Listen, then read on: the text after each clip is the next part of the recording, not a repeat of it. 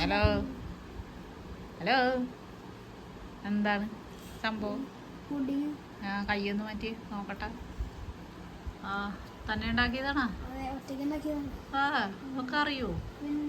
ആ എന്നിട്ട് കഴിച്ചിട്ടാ?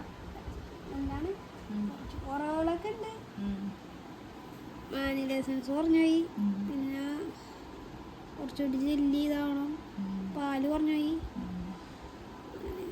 കഴിച്ചവരെന്ത് പറഞ്ഞു? സൂപ്പറാന്ന് പറഞ്ഞു.